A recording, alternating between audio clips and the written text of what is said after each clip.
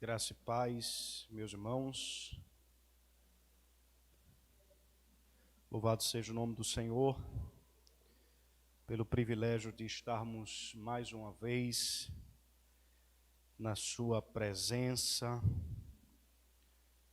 podermos desfrutar desse privilégio, irmãos, de chegarmos na casa de Deus diante dos dias que nós estamos vivenciando. É um privilégio para nós podermos nos deleitarmos na presença do Senhor, podermos cantar louvores ao seu nome, podermos ouvir a sua voz. Não há nada mais sublime para nós, não há nada mais especial do que desfrutarmos dos privilégios do reino, da presença de Deus. E nós louvamos ao Senhor por isto. Diante disto, eu gostaria de convidar os santos, os que estão aqui presentes, para se colocarem por sobre os pés. Nós iremos orar ao Senhor, pedindo ao Pai que nos direcione e nos conduza em triunfo nesta noite. Eterno Pai, Deus bondoso, Tu, ó Senhor, Criador dos céus e da terra, todas as coisas na criação te pertencem, ó Deus. Todas as coisas são tuas. Senhor, que o teu nome em tudo nesta noite seja glorificado, ó Pai. Nós te rendemos graças, ó Deus, pelo privilégio de chegarmos na tua presença nesta noite. Obrigado, Senhor, pelas manifestações visíveis e invisíveis dos teus cuidados a nós. Nós te rendemos graças, ó Deus, porque o Senhor é bom e as tuas misericórdias, elas duram para sempre. Senhor, nós enaltecemos o teu nome, porque só o Senhor é Deus e não há outro que se compare ao Senhor. Nós enaltecemos o teu nome, ó Senhor, porque o Senhor é o Deus de providência, é o Deus que provê todas as coisas. Assim como tu cuidaste de Elias, quando esteve perante as margens do Querite, usando os corvos como instrumento em tuas mãos para alimentar o teu servo, nós cremos, ó Deus, que dia após dia temos experimentado dos teus cuidados. Nós cremos que o pão que repousa sobre nossa mesa, Senhor, diariamente, não é fruto nosso, mas é fruto do Senhor. É fruto dos teus cuidados, pois a tua palavra vai dizer que aos seus amados o Senhor dá enquanto dorme. A nossa confiança continua no Senhor, pois é assim que somos exortados diante dos Salmos de número 46. Bramam as nações, reinos se abalam, mas o Senhor faz ouvir a tua voz. Há um rio, Senhor, cujas correntes alegram a cidade do Senhor, o santuário da morada do Altíssimo, e lá está o Senhor no meio dela. O Senhor é o Deus que cuida do teu povo. O Senhor é o Deus que alimenta o teu povo. O Senhor é o Deus que livra o teu povo, Senhor. Nós glorificamos o teu nome, Senhor, pelo privilégio de estarmos aqui nesta noite. Ouvindo a tua voz, cantando louvores ao teu nome. Senhor, diante do cenário que nós estamos vivenciando, não há nada melhor para nossas vidas do que desfrutarmos destes privilégios. Não há nada comparável, Senhor. Ó Deus, nós te louvamos por isto, Senhor. Nós te agradecemos por isto. Talvez para o incrédulo seja a coisa mais banal. Talvez para alguém que já foi tomado pelo comunismo, eles possam atribuir isso ao ópio. Não, Senhor, para nós é o maior deleite, para nós é o maior privilégio, para nós, Senhor, é o maior e melhor contentamento, é estarmos na Tua presença. E nós te louvamos por isso, Senhor.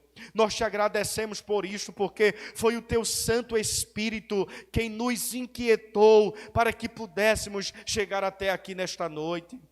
Foi através do teu Santo Espírito que nos convenceu, que nos converteu, que nos transformou, que nos santificou, que tem nos sustentado. Foi por intermédio dele que nós chegamos aqui. E por intermédio dele que aqueles que estão em casa nos ouvindo nesta noite foram alcançados. Nós te louvamos, ó Senhor, por isso, ó Deus. Pedimos a tua bênção sobre este culto nesta noite. Ensina-nos os teus preceitos.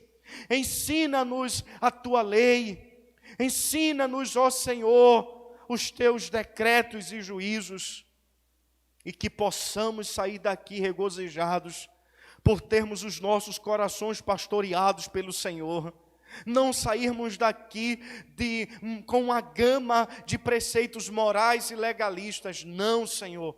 Mas sairmos daqui transformados, contristados, cientes de que precisamos mudar, cientes de que precisamos do Senhor, cientes de que precisamos nos quebrantar cada dia mais diante da Tua presença e nos revestirmos da justiça de Cristo, do perdão de Cristo, do amor de Cristo.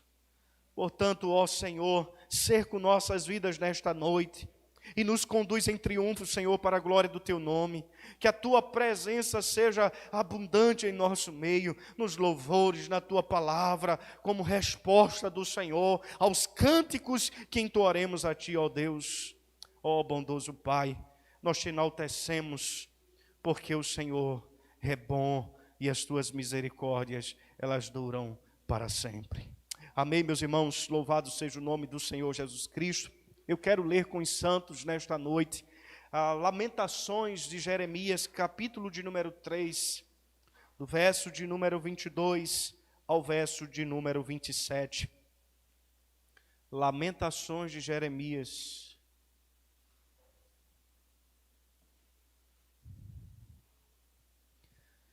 Capítulo 3, natural. Do verso 22 ao verso 27. As misericórdias do Senhor são a causa de não sermos consumidos, porque as suas misericórdias não têm fim. Renovam-se cada manhã. Grande é a tua fidelidade. A minha porção é o Senhor, diz a minha alma, portanto esperarei nele. Bom é o Senhor para os que esperam nele, para a alma que o busca. Bom é guardar a salvação, bom é aguardar a salvação do Senhor, e em silêncio, e isso em silêncio. Bom é para o homem suportar o jugo na sua mocidade. Amém, irmãos? Quero cantar com os santos os salmos e hinos 244. Salmos e hinos 244. Obrigado, diácono.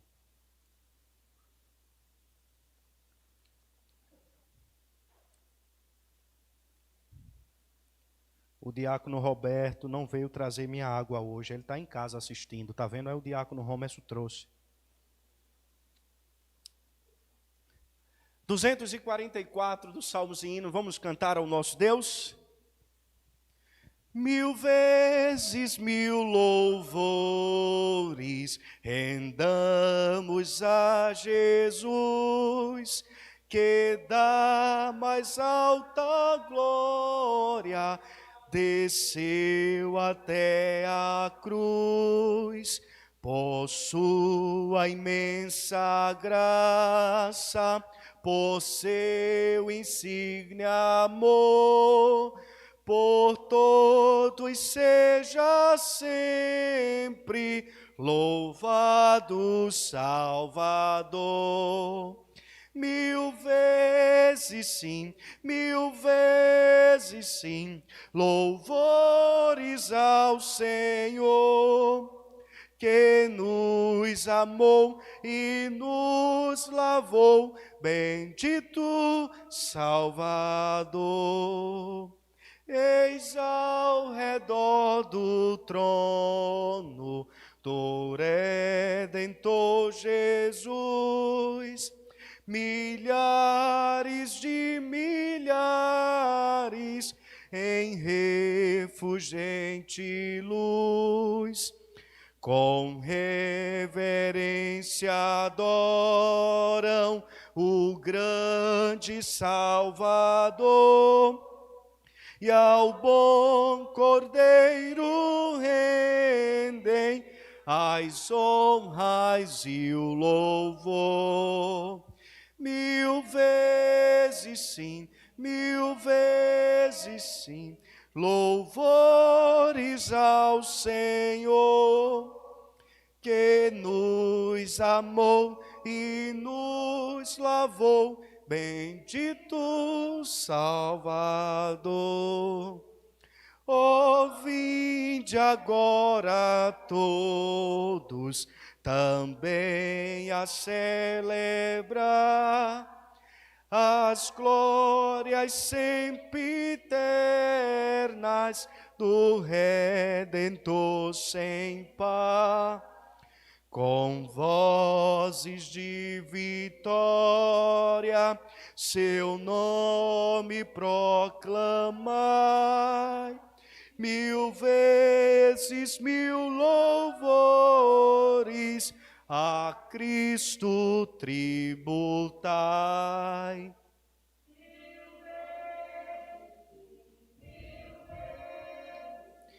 Louvores ao Senhor, que nos amou e nos lavou, bendito Salvador.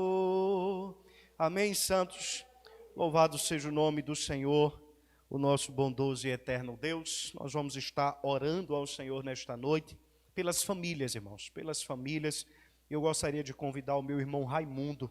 O irmão Raimundo vai estar orando pelas famílias, para que o Senhor possa restaurá-las, para que o Senhor possa trazer a cura espiritual que muitas famílias precisam. Amém, irmão Raimundo?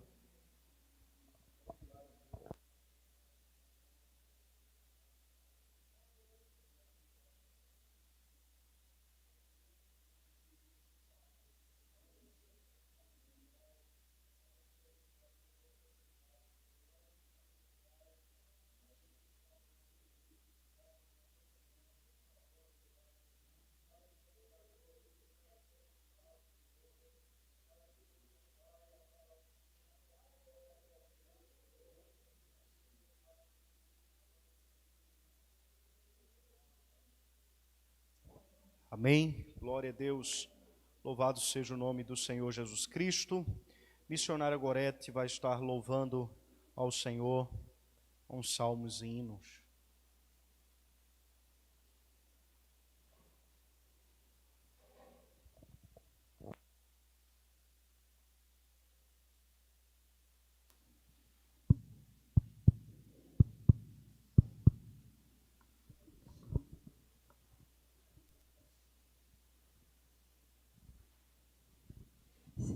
Quero saudar a amada igreja com a paz do Senhor, amém? Rendemos graças a Deus porque estamos aqui.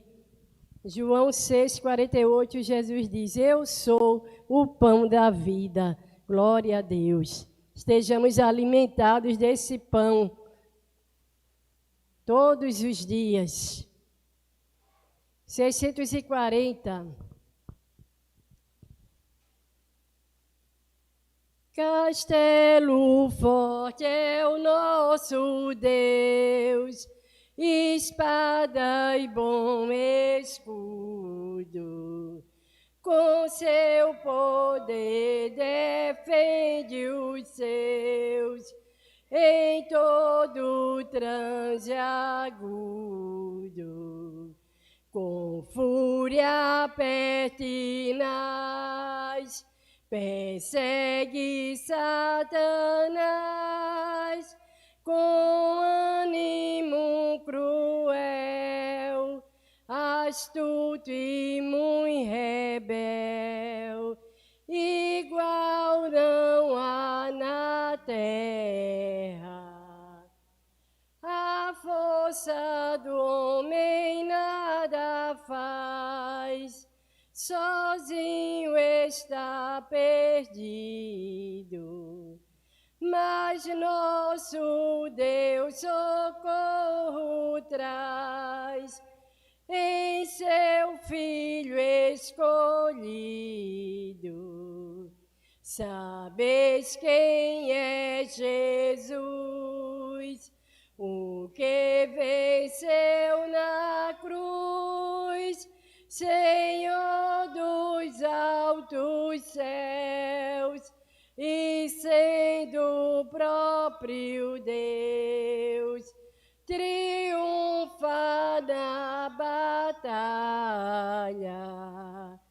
Se nos quisessem devorar, demônios não contados não poderiam derrotar, nem ver-nos assustados. O príncipe do mal, com seu plano infernal, já condenado está, vencido cairá por uma só palavra de Deus. O verbo ficará, sabemos com certeza, e nada nos assustará,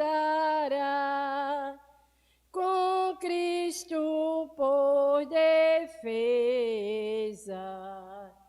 Se temos de perder os filhos, bens, mulher, se tudo se acabar e a morte enfim chegar, com ele reinaremos. Glória a Deus. Louvado seja Deus, meus irmãos. Que hino belíssimo. Glória a Deus. A missionária Lia, ela vai estar orando pelos nossos missionários, irmãos, pelos nossos irmãos que estão no campo. Um cenário difícil essa pandemia para os nossos irmãos. Sabe, só o Senhor para encorajar esses missionários, irmãos. Só o Senhor. Tem sido dias difíceis, mas como nós acabamos de cantar aqui, só o Senhor mesmo para nos consolar. Amém? Saúde a igreja com a graça e a paz do Senhor. Eu estou feliz hoje, irmãos, porque a missionária Luciene, ela é lá de João Pessoa, professora lá do Betel. Ela foi buscar a sua filha, a Solange. É uma filha adotiva, ela foi buscar lá em Guiné-Bissau. Ela ia passar 45 dias, terminou passando 6 meses, devido a alguns trâmites lá, né, devido à adoção. Aí, quando ela recebeu o documento final da adoção, ela ficou presa em Guiné-Bissau devido à pandemia. Ela não pôde voltar para casa. E ontem, para a glória de Deus, ela embarcou, anteontem, né? Chegou ontem em Recife, já desceu para João Pessoa. Irmãos, eu estou muito feliz pela vitória da minha irmã, né? Que o Senhor abriu as fronteiras lá, que a rota dela foi por Lisboa e em Portugal estava tudo fechado, né? Brasileiro não entra em Portugal nem em outro país aí, mas para vir para cá ficou mais fácil. E para a glória de Deus, alguns missionários estão podendo voltar para casa para visitar seus familiares, amém? E também eu peço que vocês orem, intercedam pela missionária Charlene lá na Bolívia. Ela é uma missionária solteira.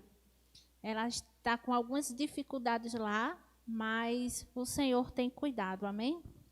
Nós te louvamos, ó Pai, por esta oportunidade de elevarmos as nossas vozes a Ti, sabendo que Tu és Deus que escuta o clamor do justo. Ó Deus de amor, obrigada porque até aqui o Senhor tem nos livrado. Até aqui o Senhor tem sido conosco. E a Tua palavra, Senhor, se cumpre em nossas vidas quando lá em Mateus diz que o Senhor estaria conosco todos os dias, até a consumação dos séculos.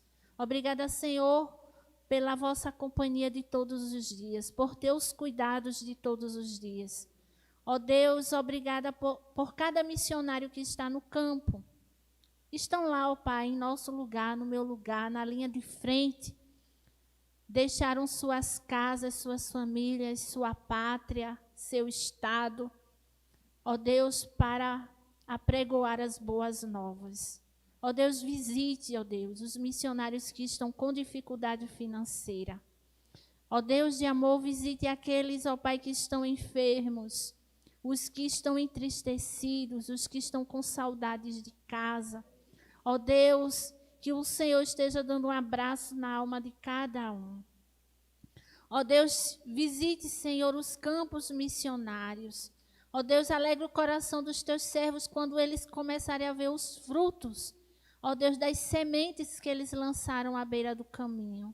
Ó Pai amado, eu te agradeço pela missionária Luciene, que o Senhor a trouxe de volta para o convívio dos seus.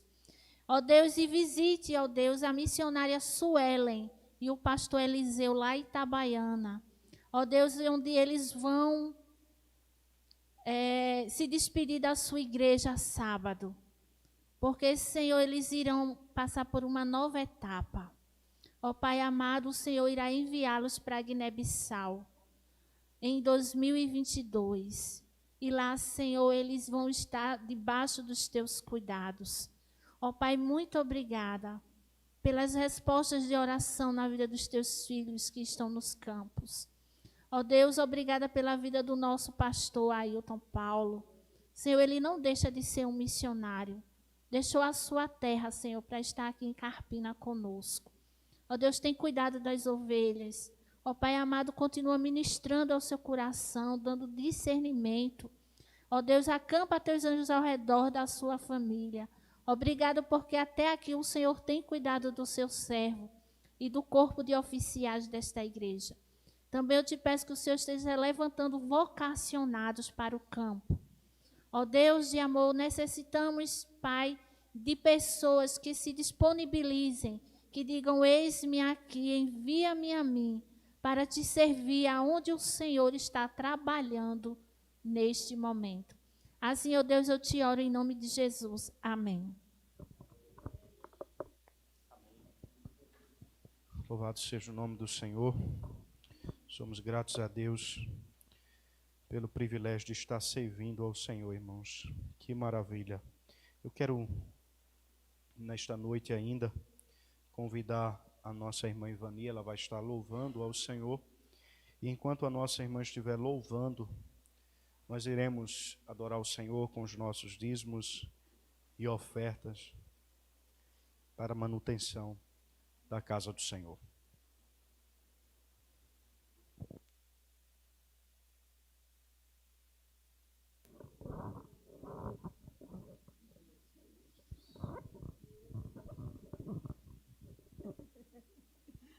Um dia isso vai acabar, viu? Em nome de Jesus.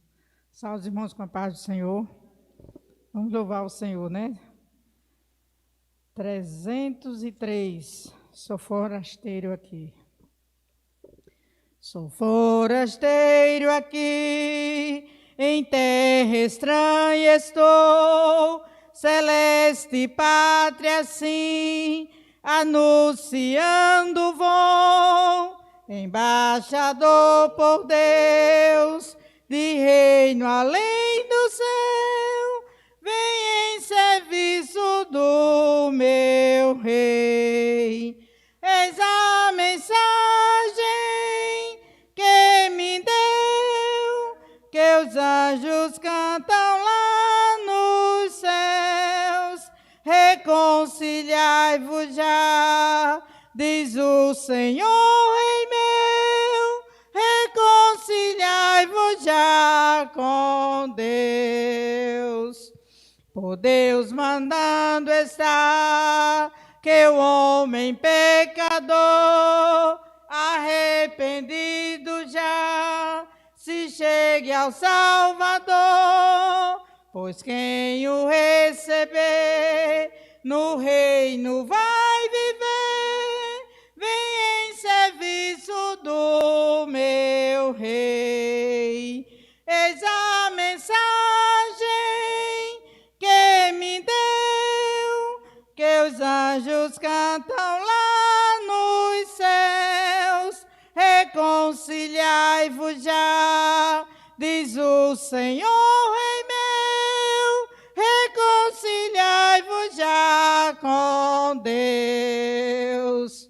Mais belo que um sarol, o lar celeste tem, as bênçãos perenal, do bom descanso além. Ali podeis gozar, prazer que não tem par, vem em serviço do meu Rei. Eis a mensagem que me deu, que os anjos cantam lá nos céus. Reconciliai-vos já, diz o Senhor, Rei meu, reconciliai-vos já com Deus. Glória a Deus.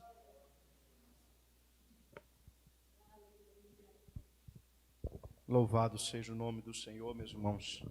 Glória a Deus por esse privilégio de podermos cantar louvores ao nosso Deus. Meus amados irmãos, sem muitas delongas, eu gostaria de convidar os santos para abrirem as vossas Bíblias no primeiro livro das Crônicas,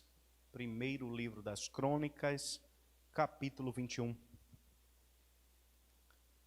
Primeiro livro das Crônicas, capítulo de número 21.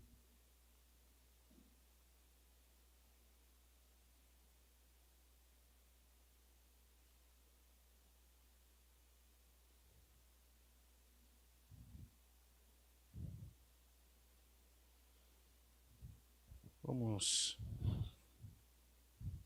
fazer uma leitura deste texto.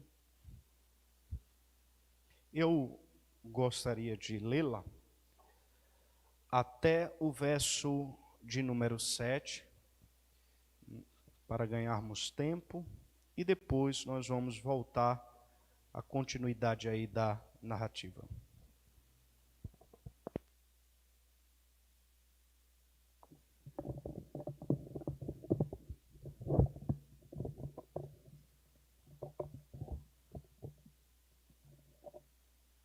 Todos acharam?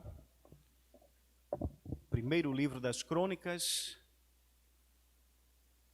capítulo de número 21.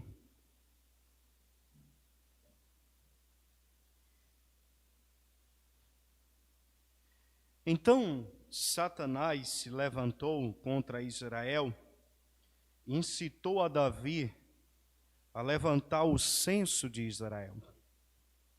Disse Davi a Joabe e aos seus chefes: Ide, levantai o censo de Israel, desde Beceba até Dan, e trazei-me a apuração, para que eu saiba o seu número.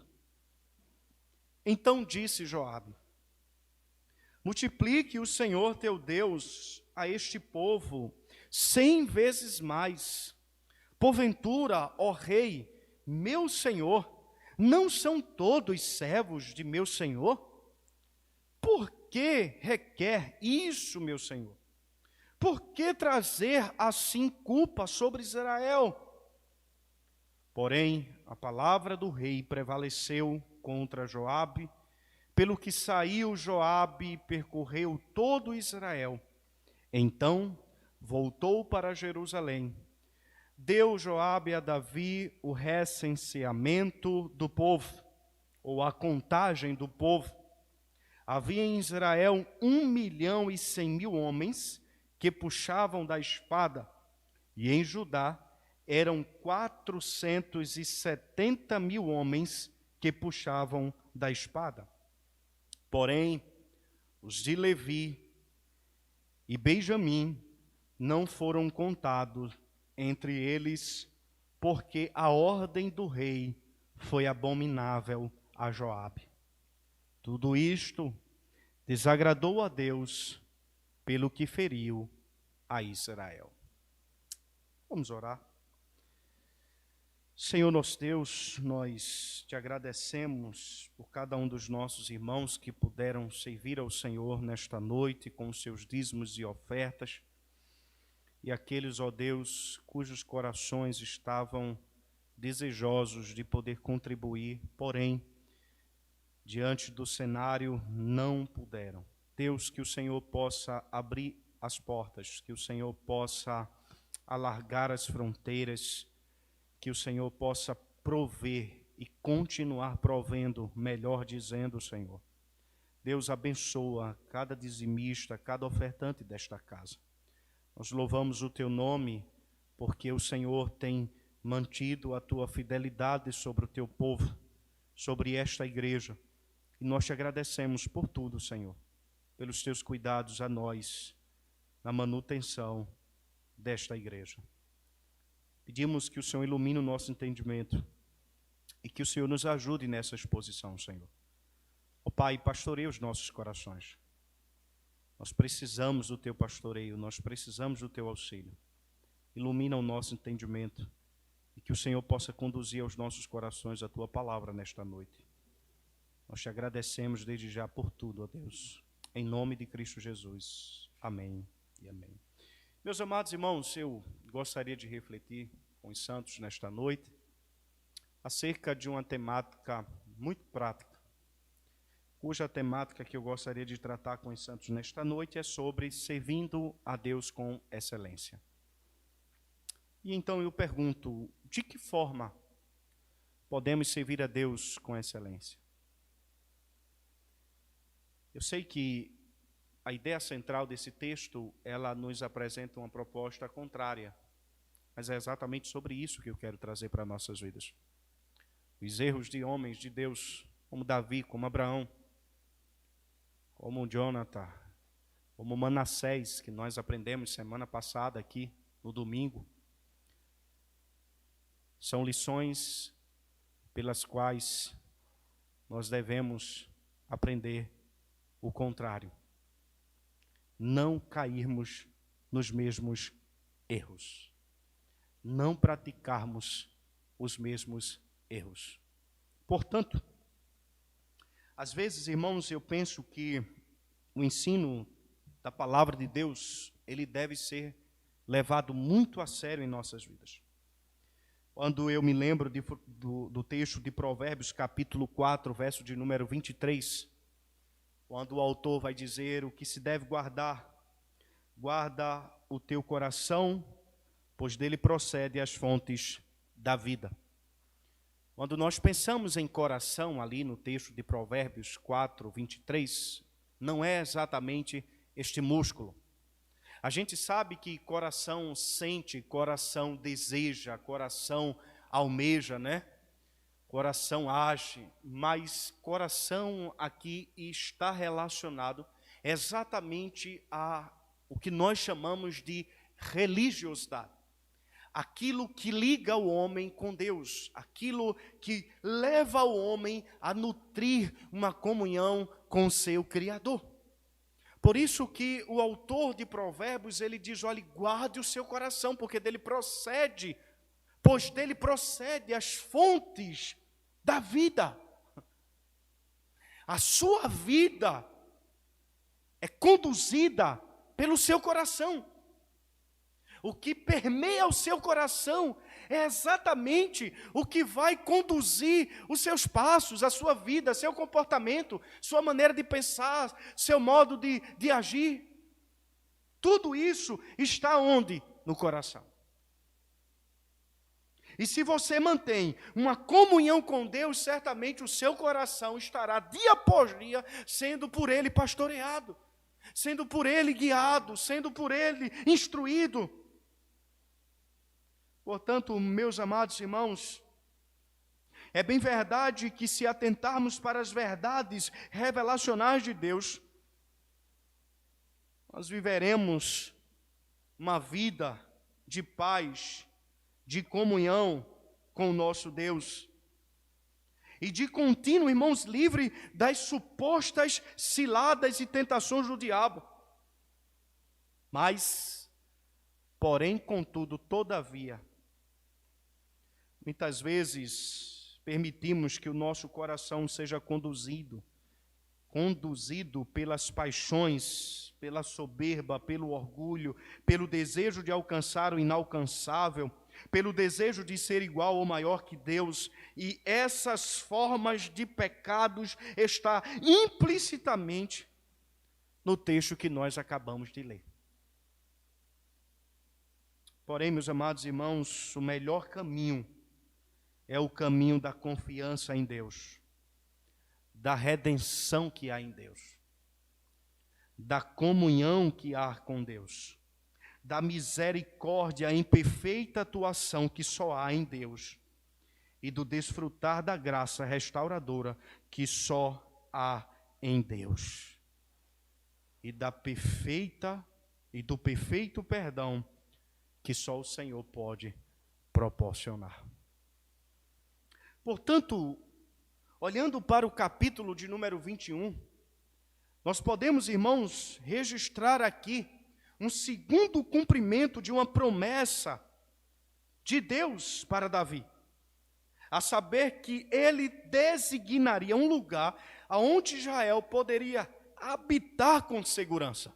E você vai observar isso no capítulo 17 deste livro, no verso de número 9, quando o Senhor fez essa promessa a Davi. Esta foi uma promessa de paz para Israel, mas como os versículos que seguem, do verso 17 em diante, do capítulo 17, do verso 9 em diante, vai deixar muito claro, Deus tinha mais do que isso em mente.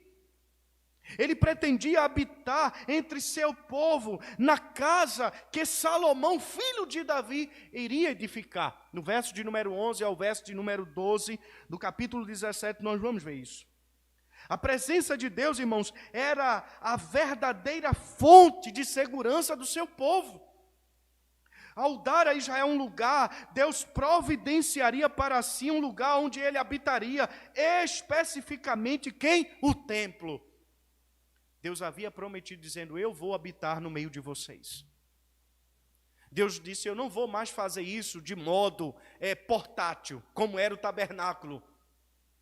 O tabernáculo, ele era um templo portátil, ele se deslocava.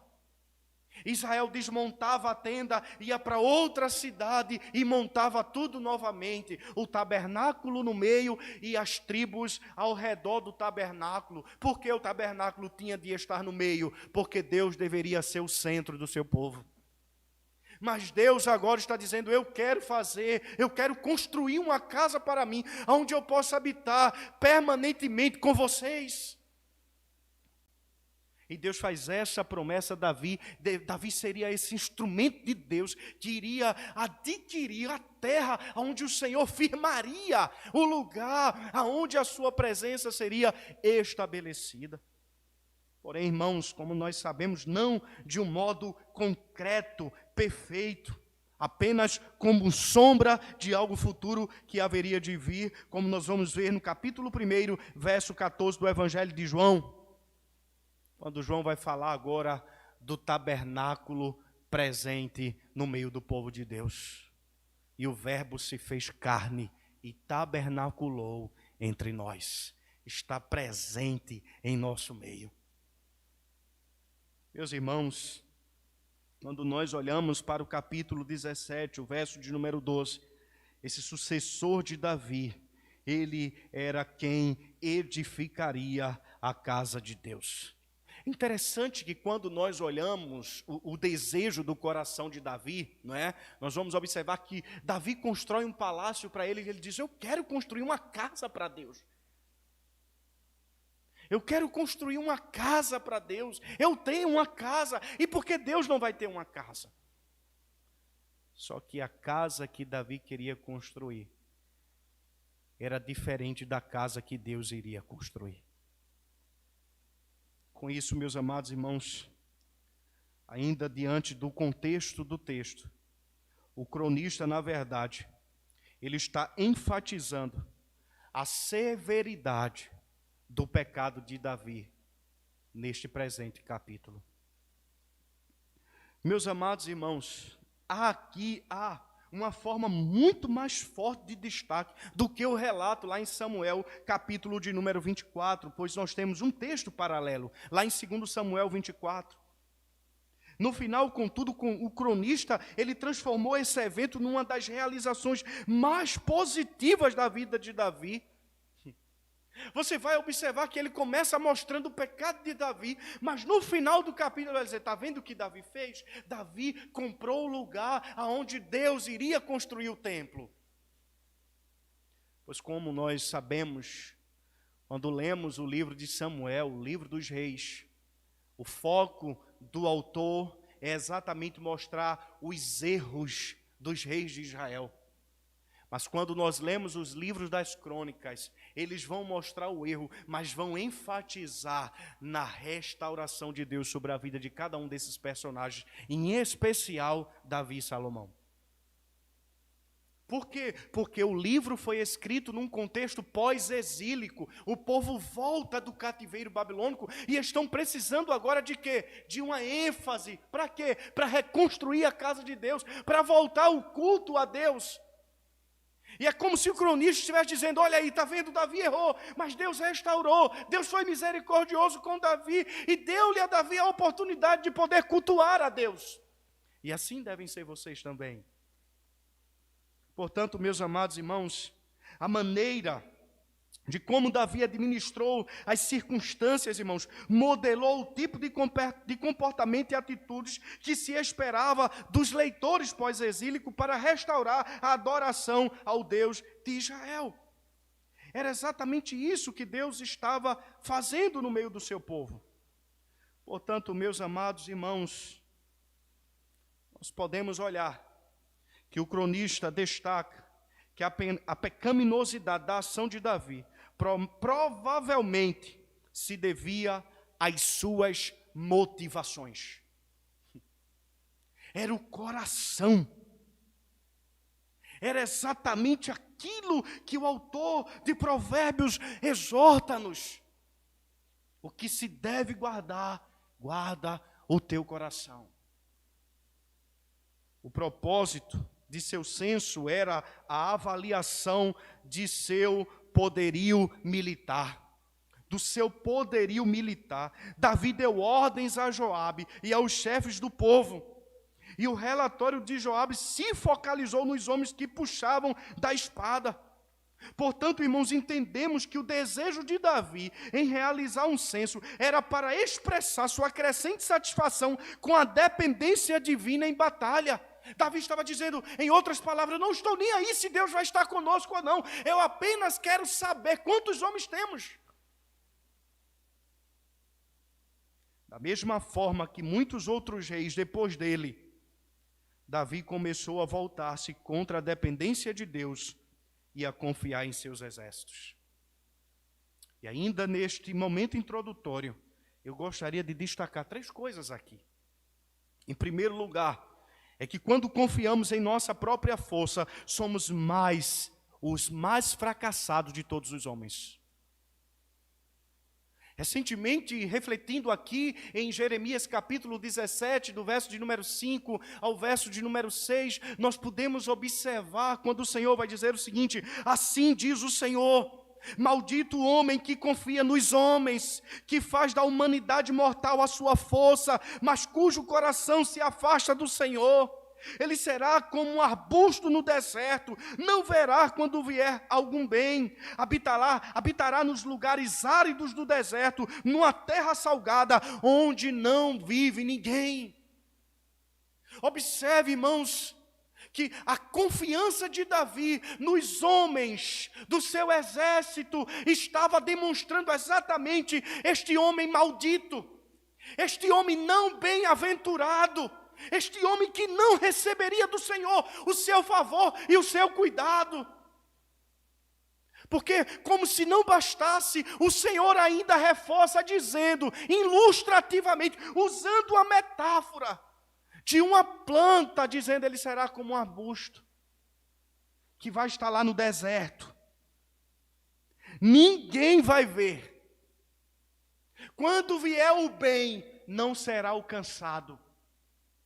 Será uma terra de ninguém.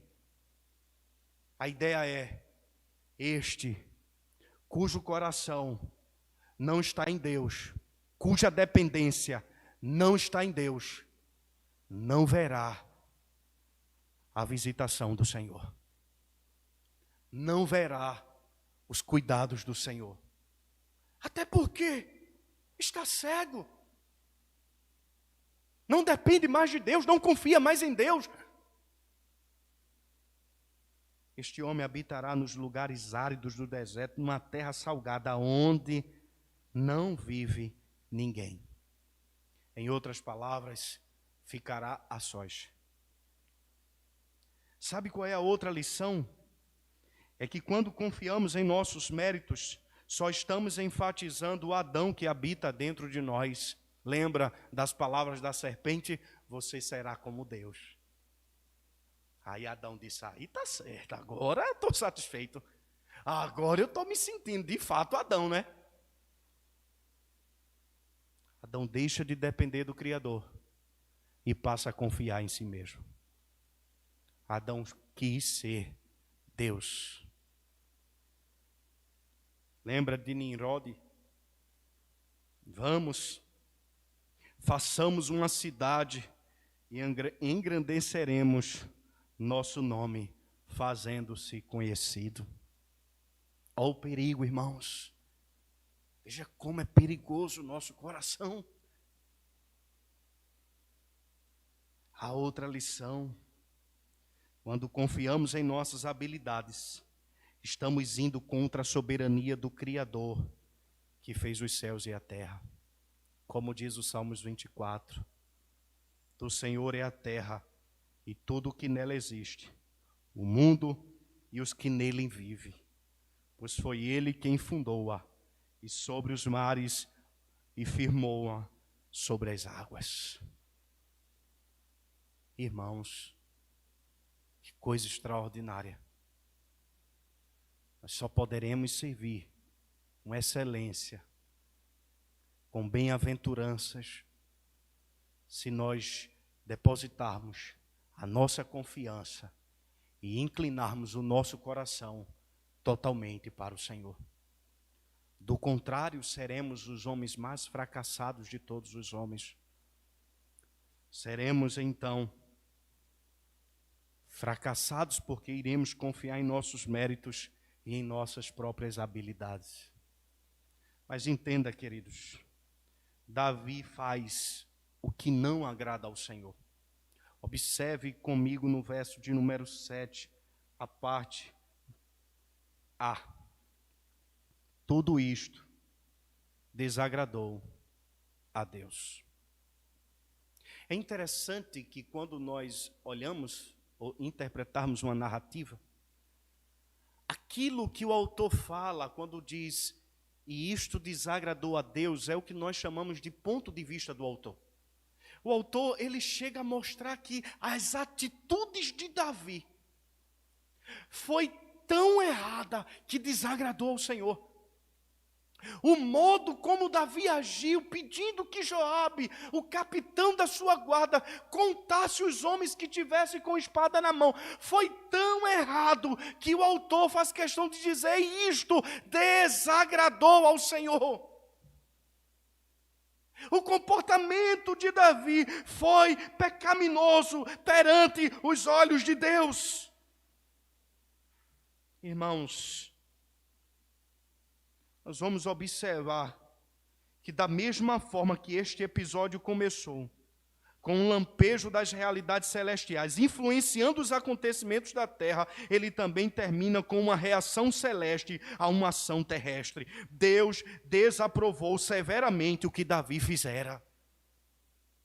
Porque o texto começa dizendo que quem foi que tentou contra Israel? Satanás.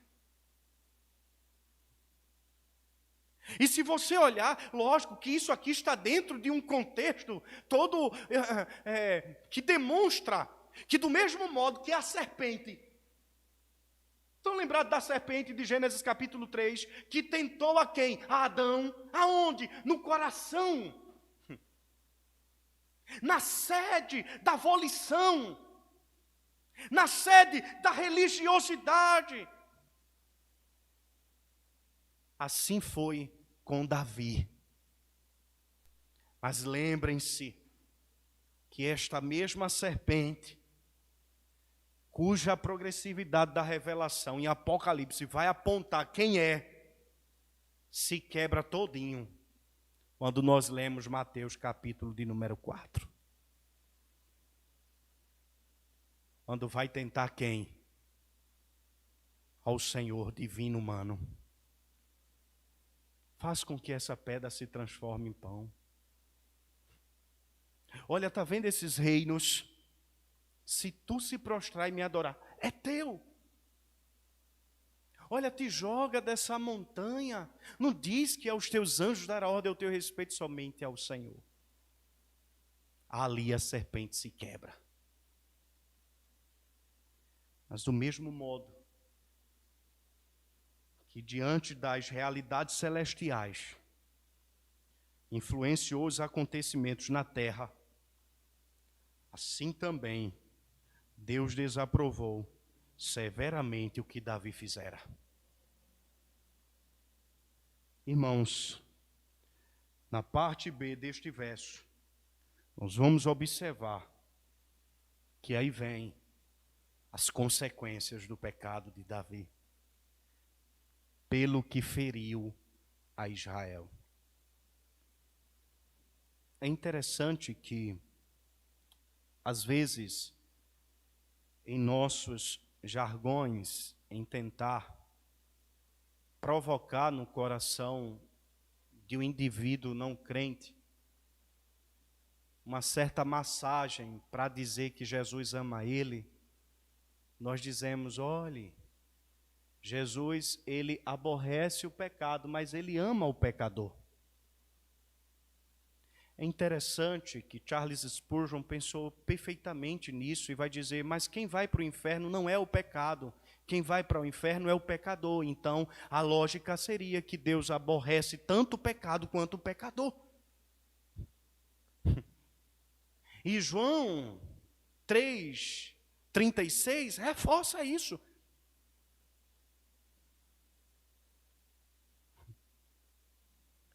Que a ira de Deus não virá sobre os que negam o Filho, mas ela permanece. Não há quem peque que não receba do Senhor a justa punição, irmãos. É exatamente isso que o cronista está enfatizando aqui. Davi fez o que era errado perante os olhos do Senhor, e por isso agora Israel está sofrendo a consequência do pecado de Davi. Observe a ideia representatorial. Davi era o rei do povo, Davi era o pastor do povo. Por isso que nós temos aquela lição que quando um justo governa, o povo se alegra. Quando o ímpio governa, o povo sofre. As atitudes ímpias de Davi trouxeram gravíssimas consequências sobre o povo. Mas, meus amados irmãos, mas Davi reconhece e humildemente se prostra diante de Deus pedindo perdão. conhecendo o seu pecado. Veja o verso de número 8. Então disse Davi a Deus: muito pequei em fazer tal coisa, porém agora peço-te que perdoes a iniquidade de teu servo, porque procedi muito loucamente. Veja que coisa extraordinária, irmãos. Deus sempre, com sua misericórdia, contristando os nossos corações. Muito pequei. A rejeição de Davi por Deus tinha base o fato de sua segurança militar ser incompatível com o conhecimento derivado das experiências nacionais do passado. Parece que Davi deixou de ler a história. Parece que Davi deixou de ler os acontecimentos do passado. Davi parece que deixou de buscar aquilo que Deus estivera feito no meio do seu povo. Quando nós lemos Deuteronômio, quando nós lemos o livro do Êxodo, nós vamos observar que em todo o tempo foi a mão forte do Senhor que estava conduzindo o seu povo. E agora Davi procede loucamente. Meus irmãos, mas Davi, por uma segunda vez, pede a misericórdia do Senhor. Observe comigo no capítulo 21, verso 17 e 18. Davi disse a Deus: não sou eu que disse que se contasse o povo? Eu é que pequei, eu é que fiz muito mal, porém estas ovelhas que fizeram? Ah, Senhor, meu Deus, seja pois a tua mão contra mim e contra a casa de meu pai, e não para castigo do teu povo. Então o anjo do Senhor disse a Gade que mandasse Davi subir para levantar um altar ao Senhor na eira de Ornã, o Jebuseu. Observe, irmão, que coisa extraordinária essa lição. O que é que Davi faz? Davi se coloca como sacerdote do povo. Davi diz: Senhor, quem pecou foi eu. Não foram eles. Preserve-os. O anjo já estava com a espada na mão. E Davi agora se coloca como esse sacerdote pelo povo. Isso nos faz lembrar quem, irmãos? Cristo. Que toma o nosso lugar. Que se coloca diante do Pai por causa dos nossos pecados. A nossa culpa foi imposta sobre ele. É interessante que quando nós lemos a segunda carta de Paulo aos Coríntios, Paulo vai dizer que aquele que não conheceu o pecado fez pecado por nós, para que nele fôssemos feitos justiça de Deus. Observe, irmãos, que o modo de como nos apresentamos diante de Deus não é por causa da nossa justiça, mas por causa da justiça de Cristo. Nele foram imputados todos os nossos pecados. Davi se coloca diante do Senhor. Davi diz: a culpa é minha. Assim fez Cristo na cruz do Calvário, ao receber os nossos pecados. Mas não para por aí. Davi deveria subir e levantar um altar. Um lugar onde Deus pudesse ser adorado. Isso nos lembra, irmãos, o aspecto novamente mediatorial do sacrifício. E somente Cristo poderia de uma vez por todas ofertar isso. É por isso que quando nós lemos a carta aos Hebreus, capítulo 7, do verso 25 ao verso de número 28, nós temos um sumo sacerdote perfeito. Alguém que adentrou o santo dos santos de uma vez por toda. Ele foi o sumo sacerdote e, ao mesmo tempo, ele foi o sacrifício. Mas entenda, irmãos, como o pecado traz consequências dolorosas. Mas entenda, como podemos servir com excelência ao Senhor. Eu aprendo em primeiro lugar com este texto. Servir a Deus com excelência é quando confiamos plenamente em sua soberania.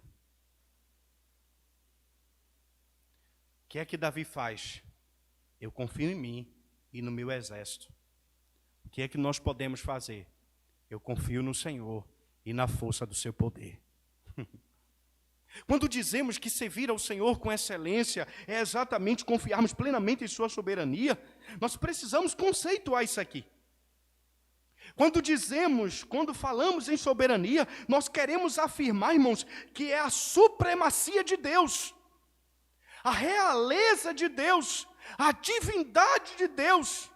Dizer que Deus é soberano é declarar que Deus é Deus. Dizer que Deus é soberano é declarar que Ele é o Altíssimo, o qual tudo faz segundo a sua vontade no exercício dos céus e entre os moradores da terra. Por isso, Nabucodonosor, no capítulo 4, verso 35, vai dizer: não há quem lhe possa deter a mão, nem lhe dizer: que fazes?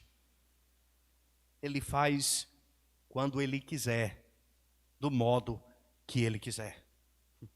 Dizer que Deus é soberano, irmãos, é declarar que Ele é onipotente, possuidor de todo o poder nos céus e na terra, de tal maneira que ninguém pode impedir os seus conselhos, contrair os seus propósitos ou resistir à sua vontade. Portanto, meus irmãos, dizer que Deus é soberano é declarar que Ele governa as nações. Como vai dizer Isaías, as nações são para o Senhor como uma gota de água dentro de um balde. Meus irmãos, este Deus é o Deus que estabelece rei, derruba impérios e determina tudo em suas dinastias, segundo o seu agrado. Dizer que Deus é soberano, irmãos, é declarar que Ele é o único soberano, o Rei dos reis e Senhor dos senhores. Por isto, meus amados irmãos, Davi esqueceu desse propósito. Davi esqueceu destas verdades. Portanto, nós, nesta noite, precisamos trazer aos nossos corações e entendermos que se quisermos servir ao Senhor com excelência, precisamos confiar em sua soberania. Precisamos entender que absolutamente nada, quer nos céus ou na terra, nada neste universo foge do seu controle soberano. Portanto, irmãos, precisamos confiar em sua própria força, no Senhor e em suas habilidades, pois ninguém há nos céus ou na terra mais sábio do que o nosso Deus. A Bíblia sempre nos adverte que o caminho da autossuficiência é enganoso. Portanto, irmãos, confiemos na soberania de Deus. Voltemos às Escrituras, voltemos à história. E observemos como Deus sempre esteve diante do seu povo, guardando, livrando, cuidando, guiando. E por que não será com nós? Ou conosco?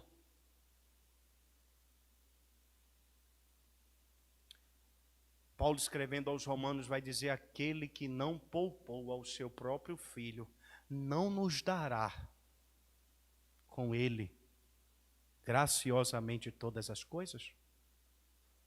Rapaz, que coisa extraordinária. Paulo coloca Cristo, como que diz assim, Deus deu tudo que ele possuía. Seu filho, ele não poupou. O objeto do seu amor, ele não poupou. Entenda que o objeto do amor de Deus é Cristo. Nós o recebemos isso por meio de Cristo. Meus amados irmãos, há outro caminho. que precisamos atinar e aprendermos nesse texto é que, se quisermos servir ao Senhor com excelência, precisamos confiar na sua misericórdia. Observe, irmãos, Deus é misericordioso. Misericórdia é o fato de Deus não agir conforme merecemos. Davi reconheceu que pecou contra Deus, mas esse mesmo Deus, cuja essência é misericórdia, não puniu Davi conforme merecia. Antes, deu a ele a possibilidade de escolha. Por isso, Davi vai dizer: melhor é cair na mão de Deus, nas mãos de Deus, do que na mão dos homens. Porque Davi sabia que o Senhor é um Deus de misericórdia. Observe, meus irmãos, e o texto que nós abrimos este culto enfatiza com muita mais verdade, com muito mais verdade, quando o texto vai exatamente mostrar em Lamentações capítulo 3, graças ao grande amor de Deus é que não somos consumidos.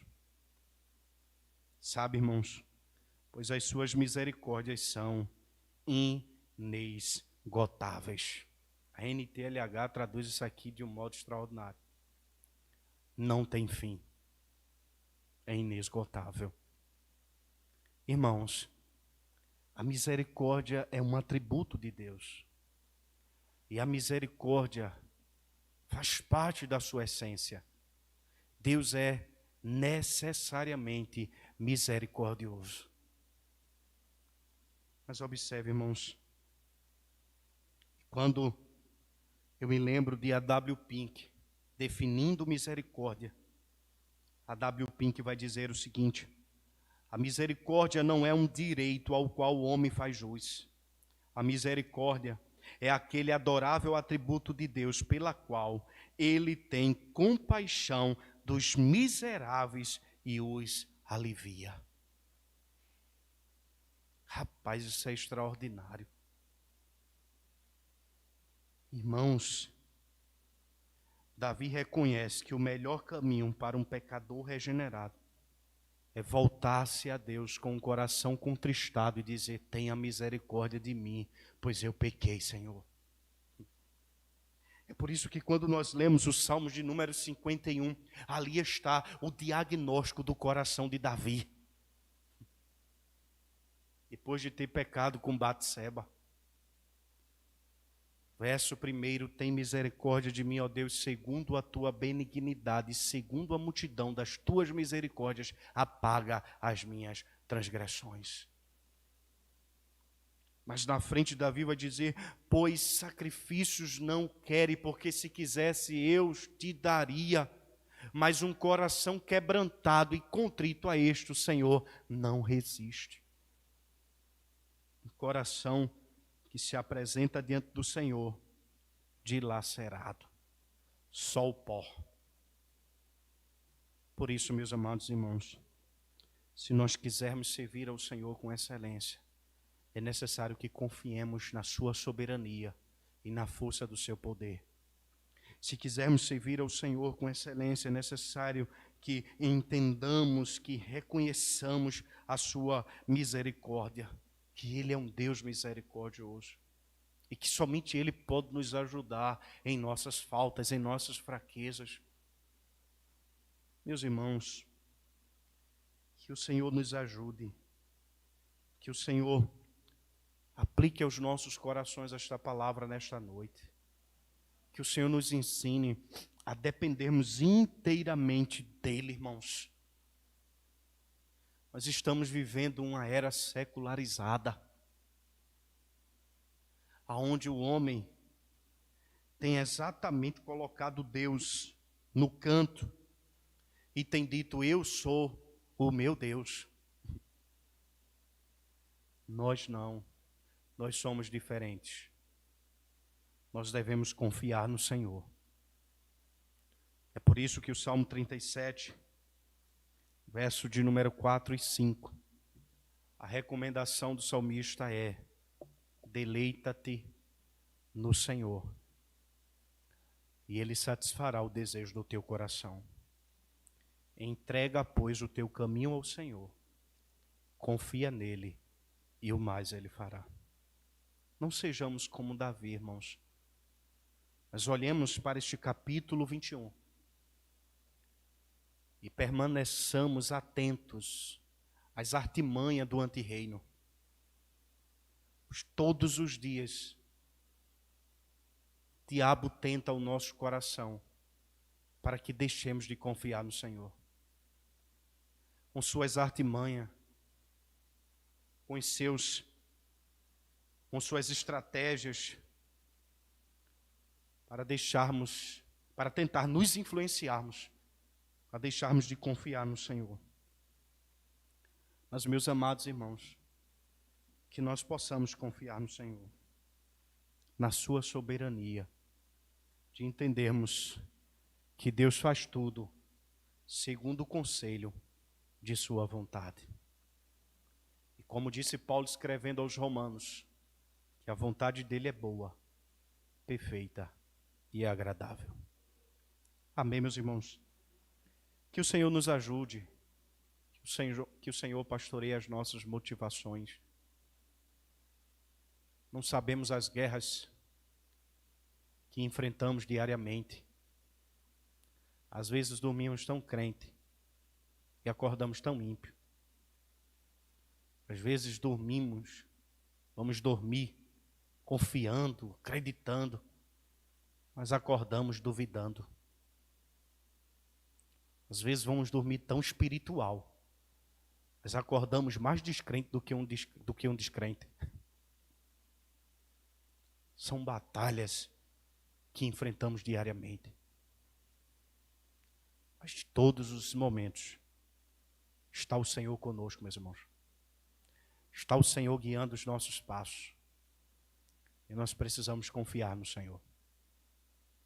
Todas as vezes que o seu coração quiser seguir sozinho a parte de Deus, lembre-se de Davi. E ainda assim, quando ele seguir, lembre-se da misericórdia do Senhor. E ainda assim, quando for alcançado pela misericórdia, não esqueça de se render diante do Senhor em adoração, pois isso é uma manifestação dos cuidados dele para com nossas vidas. Pois nós temos um sumo sacerdote que está à direita de Deus, intercedendo por nós, Cristo Jesus. Amém, irmãos? Que o Senhor nos ajude. Vamos orar? Senhor Deus Pai, nós te louvamos. Obrigado, Senhor, por esta noite maravilhosa na tua presença. Obrigado por podermos meditar na tua palavra, sermos pastoreados pelo Senhor. Ó Deus, a tua palavra vai dizer no Salmo 139 que o Senhor nos sonda e nos conhece. Às vezes procedemos assim como Davi, Senhor. Isso não foi só um pecado do nosso irmão, não. Muitas vezes vivenciamos isso em querermos nos apartarmos do Senhor, em colocarmos a nossa esperança nos homens, ou até mesmo em nós mesmos. Nos ajuda, Deus, que os nossos olhos estejam fitos somente no Senhor, que os nossos olhos estejam sempre diante do Senhor. Como disse Jonathan Edwards, que a eternidade esteja sempre diante dos nossos olhos. Nós sabemos que o Senhor governa sobre todas as coisas, ó Pai. Quem somos nós, Senhor? Todo o poder está em Ti. Todo o governo está em Ti. Todo o domínio está em Ti, Senhor. Ensina-nos, ó Deus, a confiarmos no Senhor e não nos homens. Uns confiam em carros, outros em cavalos, porém nós fazemos menção do nome do Senhor. Pois a nossa confiança está em Ti, Senhor. Nos ajuda, Deus, pelos méritos de Cristo. Em nome de Jesus. Amém e amém. Que a graça do nosso Senhor Jesus, e o amor de Deus, o nosso bondoso Pai, e as consolações do Espírito Santo, seja com toda a igreja hoje, para todos sempre. E a igreja diz... Deus abençoe a todos, meus irmãos, e até o próximo domingo, às 3h30, se Deus quiser.